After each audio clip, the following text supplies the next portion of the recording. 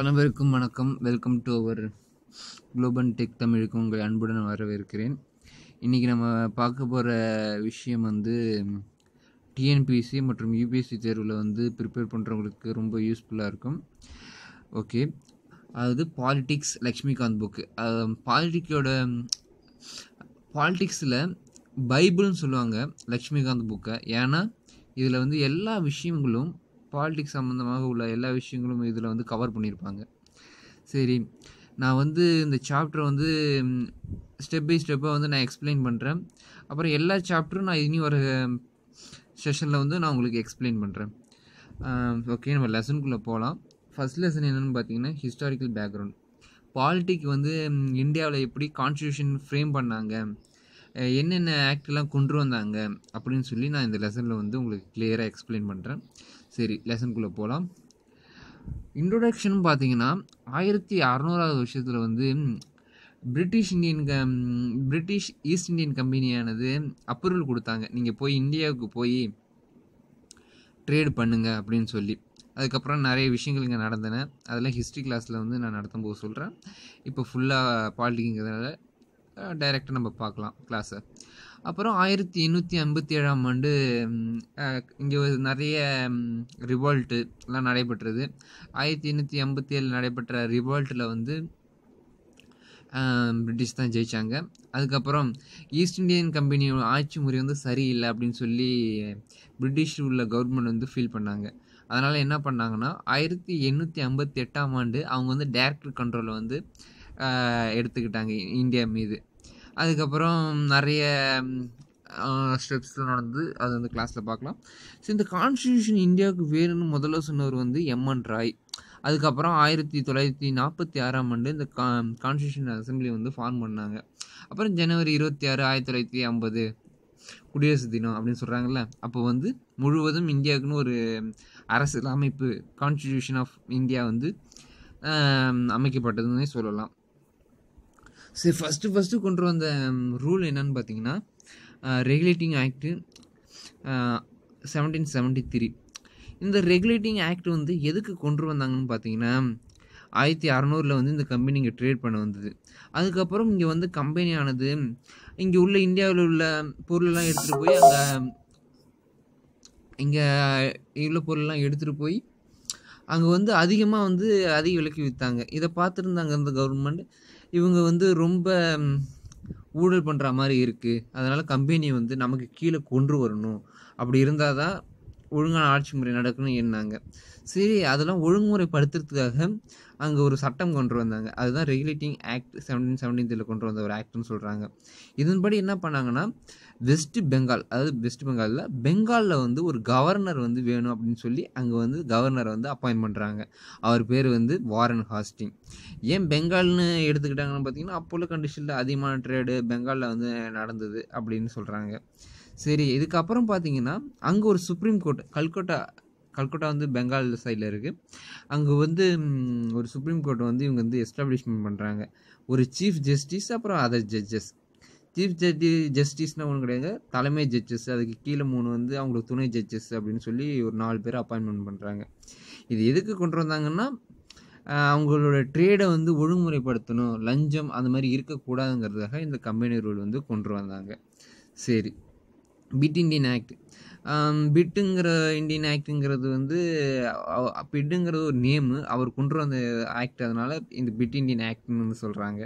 இது முக்கிய நோக்கம் வந்து பிரித்து காட்டுறது, அதாவது கமர்ஷியல் தனி, பொலிட்டிக்கல் தனி அப்படின்னு சொல்கிறது.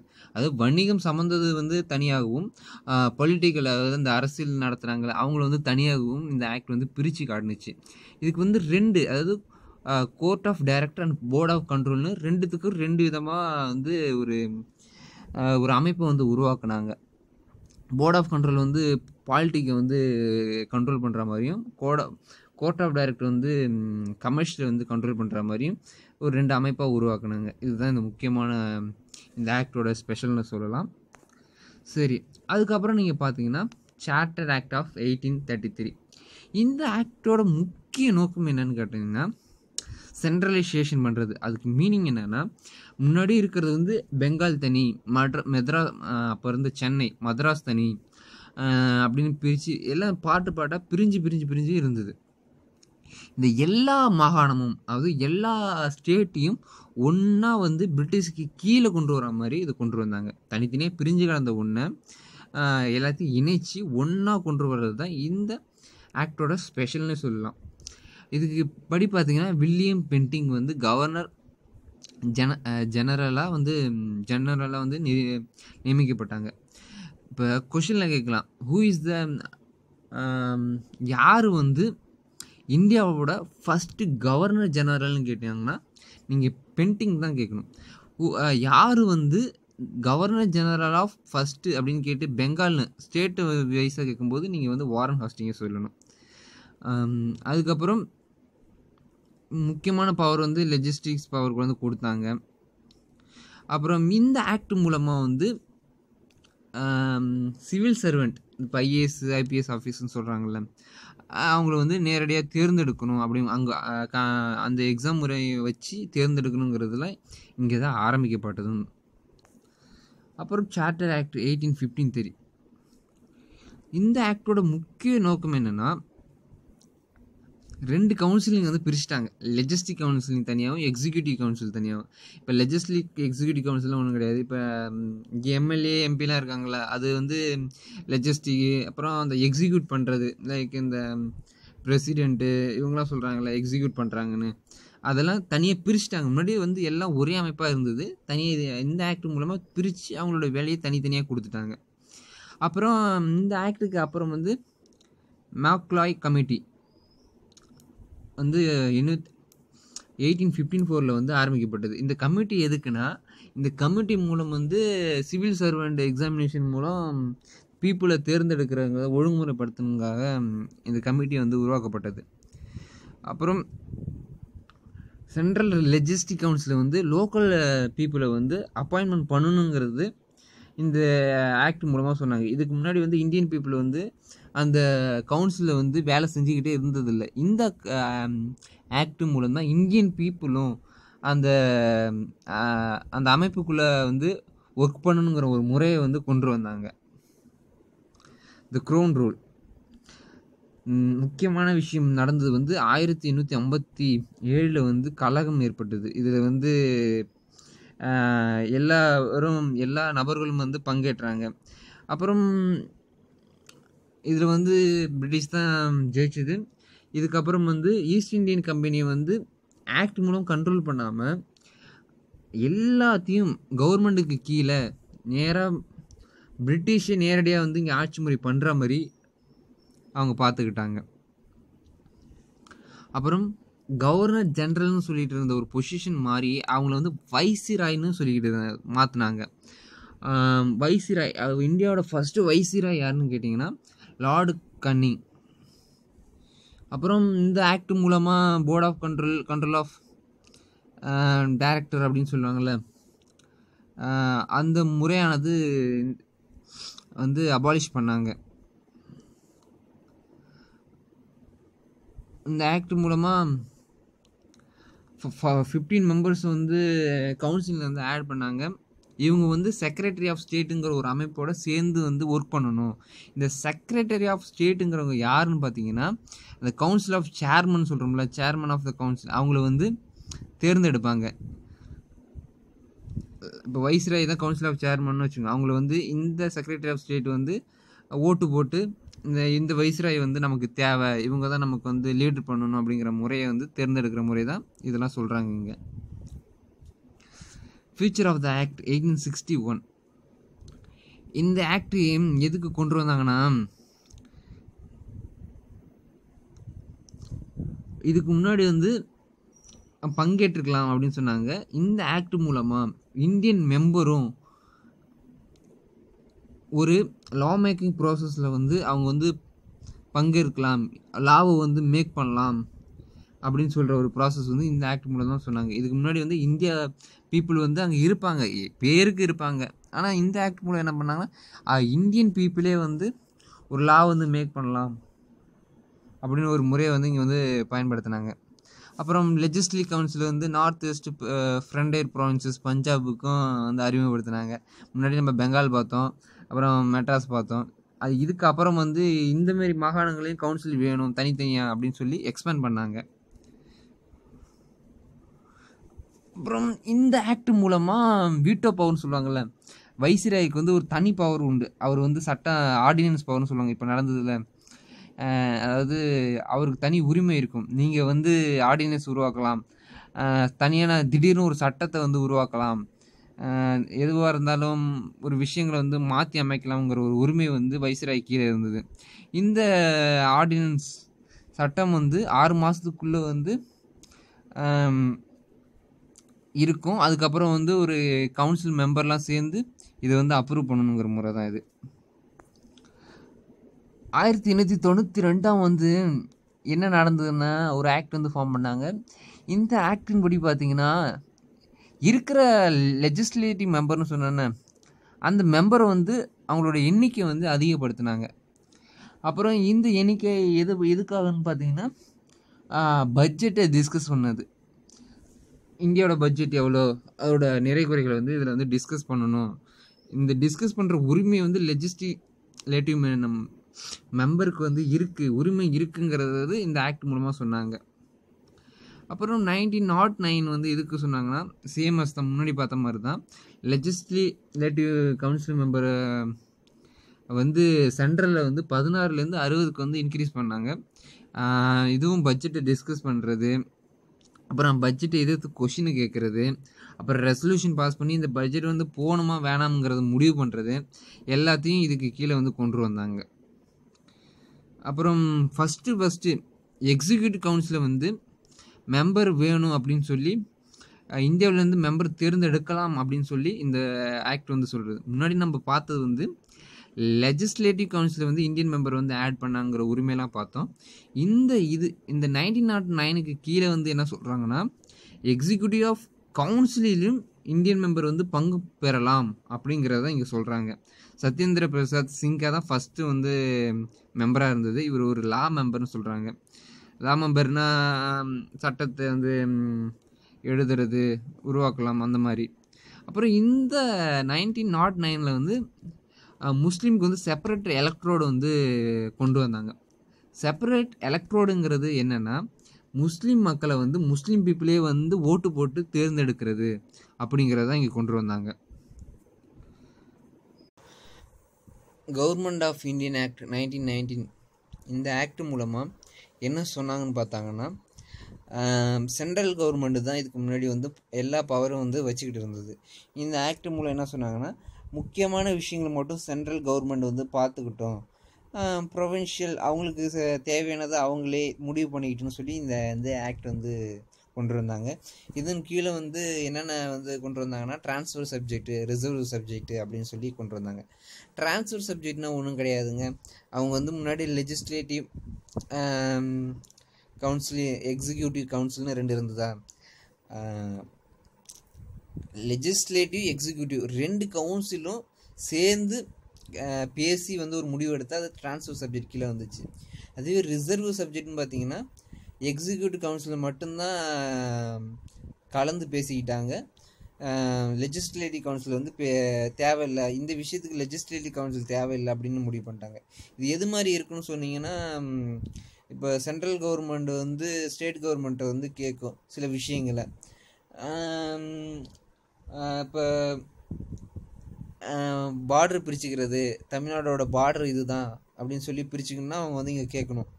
அப்படி சில விஷயங்களை வந்து தமிழ்நாட்டோட ஆலோசனை தேவையே கிடையாது, சென்ட்ரலே டைரெக்டாக முடிவு பண்ணுற உரிமை, அந்த மாதிரி வந்து ரிசர்வ் சப்ஜெக்டில் வந்துடும். இந்த முறையை வந்து என்னன்னு சொன்னாங்கன்னா, டையார்கி முறைன்னு சொன்னாங்க. டபுள் ரோல் 2ஆக இருக்கா, ட்ரான்ஸ்ஃபர் சப்ஜெக்ட்டு ரிசர்வ் சப்ஜெக்ட்டுன்னு 2ஆக இருக்கா, அதனால் இதை நான் டபுள் ரோல்னு சொன்னாங்க. அப்போ இருந்த கண்டிஷனில் வந்து இது வந்து அன்சக்ஸஸ்ஃபுல்னு தான் சொன்னாங்க. நல்லா பெருசாக இது ஒன்றும் பெரிய இம்பேக்ட் ஏற்படுத்தலை இந்த ஆக்ட் அப்படின்னு இது சொன்னாங்க. அப்புறம் இந்த 1990 வந்து பை கேம்பரலிசம் அப்படின்னு சொன்னாங்க. இப்போ வந்து ராஜ்யசபா லோக்சபான்னு 2 அப்பர் லோவர் ஹவுஸ் இருக்கா, இது வந்து இங்கே இதுதான் ஒரு பிள்ளையார்னு சொல்லி வச்சுக்கோங்க, பிள்ளையார் சொல்லி போட்டு இங்கே தான் ஆரம்பிச்சதுன்னு சொல்லலாம். பை கேம்பரலிசம்னா அப்பர் அண்ட் லோவர் ஹவுஸாக பிரிக்கிறது. அப்புறம் செப்பரேட் எலக்ட்ரோடு வந்து சீக்குக்கும் கிறிஸ்டியன்ஸுக்கும் இங்கே தந்தாங்க. முன்னாடி வந்து முஸ்லீம்ஸ்க்கு வந்து செப்பரேட் எலக்ட்ரோடு தந்தாங்க. முஸ்லீம் மக்கள் தான் முஸ்லீம்ஸை வந்து தேர்ந்தெடுக்கணும். அந்த மாதிரி 1990 என்ன சொன்னாங்கன்னா, சீக்கியர்கள் தான் அவங்களுக்கு தேவையான பதவி, அதில் இப்போ எம்எல்ஏ எம்பி அந்த மாதிரி பதவிகளுக்கு போட்டிடணுன்னா அவங்களே தான் ஓட்டு போடுவாங்க அந்த மாதிரி. சரி, நம்ம அடுத்தது பார்க்கலாம். Simon commission and communal award அப்படின்னு சொல்லி 2 விஷயங்கள் வந்து அந்த காலகட்டத்தில் வந்து நடந்தது. சைமன் கமிஷன் நவம்பர் 1929 சைமன் வந்து இந்தியாவுக்கு வந்து வந்தார். எதுக்கு வந்தார்னா, இந்தியாவோட சுச்சுவேஷன் எப்படி இருக்குது, கான்ஸ்டியூஷன்ஸ் வந்து இந்தியாவுக்கு அரசியலமைப்பு வந்து இந்தியாவுக்கு வந்து அமைக்கலாமா வேணாமா அப்படின்னு சொல்லி ஒரு தெளிவுபடுத்துறதுக்காக அவர் வந்து இங்கே இந்தியாவுக்கு வந்தார். இந்த கமிஷன் ஃபுல் அண்ட் ஃபுல் வந்து பிரிட்டிஷ் சம்மந்தப்பட்டவர்கள் மட்டுமே இருந்தாங்க. இதில் இந்தியர்கள் யாரும் இல்லாதனால இந்தியாவுக்கு வந்து கொஞ்சம் வந்து கோபத்தை ஏற்படுத்தியது. அப்புறம் இந்த கமிஷன்ஸ் ரிப்போர்ட் வந்து 1928 அப்புறம் இந்த சைமன் கமிஷன் வந்து ரிப்போர்ட்டும் சப்மிட் பண்ணிட்டாங்க, என்னென்ன விஷயங்கள் தேவைப்படுன்னு. அப்புறம் கம்யூனல் அவார்டுங்கிறது 1932 வந்து நடைபெற்ற ஒன்று. அதாவது இந்த செப்பரேட் எலக்ட்ரோடு வந்து இது வரைக்கும் வந்து முஸ்லீம்ஸு தனித்தனி ரிலீஜன் மென்ஷன் பண்ணி தான் நடைபெற்றுட்டு இருந்தது. 1932 என்ன சொன்னாங்கன்னா, இது வந்து தாழ்த்தப்பட்டவர்கள், இந்த ஸ்கெடியூல் கேஸ்ட் ஸ்கெடியூல் ட்ரைபு அப்படின்னு சொல்லுவாங்கள்ல, அவங்களுக்கும் தனியாக செப்பரேட் எலக்ட்ரோடு அமைக்கலான்னு ஒரு முடிவு வந்து இங்கே வந்து கொண்டு வந்தாங்க. இது வந்து காந்திஜி அவர்கள் வந்து இந்த விஷயத்தை வந்து ஏற்றுக்கொள்ளல. ஏன் அவர் ஏற்றுக்கொள்ளன்னு முக்கியமான விஷயமா அவங்க சொல்லப்பட்டாங்கன்னா, ஏற்கனவே வந்து முஸ்லீம்ஸ்க்கும் ஹிந்துக்கும் பிரச்சனை அதிகமாக இருக்குது இந்த விஷயங்கள்னால. இப்போ இந்துக்குள்ளேயே இந்த ஏற்றத்தாழ்வு வந்து உருவாகிடும், அதனால் பெரிய கலவரம் ஏற்படும், அப்புறம் இன்னும் சிறு சிறு விஷயங்களாக இந்தியா பிரிஞ்சு போயிடும் அப்படின்னு சொல்லி காந்திஜி வந்து இதை வந்து அப்போஸ் பண்ணார். அப்போ இருந்த கண்டிஷனில் அம்பேத்கருக்கும் காந்திஜிக்கும் இந்த விஷயங்கள் வந்து சில பிரச்சனைகள் ஏற்பட்டது. அப்புறம் அம்பேத்கர் சொன்ன ஆலோசனைப்படி பூனா பேக்ட் வந்து ஃபார்ம் ஆச்சு. பூனா பேக்டோட முக்கிய எய்ம் வந்து இப்போ வந்து ரிசர்வ்டு சீட்டுன்னு சொல்கிறாங்களே, இந்த எலெக்ஷனுக்கு இத்தனை சீட்டு வந்து ஒதுக்கணும் அப்படின்னு சொல்லி இந்த பூனா பேக்டில் தான் சொன்னாங்க. அதன்படி தான் இப்போ எலெக்ஷன் நடக்குது. அப்புறம் முக்கியமான விஷயங்களில் எக்ஸாம் வந்து வச்சு செலக்ட் பண்ணுற விஷயங்கள், சீட்டு வந்து ஒதுக்கீடு பண்ணுறது முறையெல்லாம் இந்த பூனா பேக்டுக்குள்ளே தான் வருது. அப்புறம் 1935 இதுதான் பெரிய இம்பேக்ட் கொண்டு வந்தது. காரணம் என்னென்னா, இது வந்து லென்த்தி 321 செக்ஷன் 10 ஸ்கெடியூல் போல் பெரிய எழுத்தால் எழுதினாங்களே வச்சுக்கலாம், ஒரு பெரிய புக்கு மாதிரி எழுதிட்டாங்க. இது படி போனுச்சுன்னு பார்த்தீங்கன்னா, பவரை பிரிச்சுக்கிட்டாங்க. சென்ட்ரலுக்கு இந்த பவர் வேணும், அப்புறம் இப்போ ப்ராவின்சஸ்னால் ஒன்றும் கிடையாதுங்க, ஸ்டேட்டு இப்போ சொல்கிறாங்களே, ஸ்டேட்டுக்கு தனி பவர் இருக்குது, சென்ட்ரலுக்கு தனி பவர் இருக்குது. அப்புறம் ரெண்டும் சேர்ந்து ஒரு விஷயங்கள் செய்யணுங்கிற முறையெல்லாம் இங்கே தான் கொண்டு வந்தாங்க. அப்புறம் இந்த ஆக்ட் கீழே வந்து 10% மக்கள் வந்து ஓட்டிங் ரைட் வந்து பெற்றிருந்தாங்க. இந்த ஓட்டு போகிறவங்களும் சும்மா ஓட்டு போட முடியாது, அவங்களுக்கான பேக்ரவுண்டு பின்னாடி இருக்கணும், அவங்க வந்து படித்தவங்களாக இருக்கணும், அப்புறம் பெரிய பதவியில் இருக்கணும். இந்த பெரிய உள்ள மக்கள் தான் இந்த 10% கீழேயும் வருவாங்க. அப்புறம் ஆர்பிஐ வந்து கரன்சி எல்லாம் கண்ட்ரோல் பண்ணுச்சு, எவ்வளோ செலவு பண்ணணும் எவ்வளோ கொடுக்கணும் அப்படிங்கிற முறையை.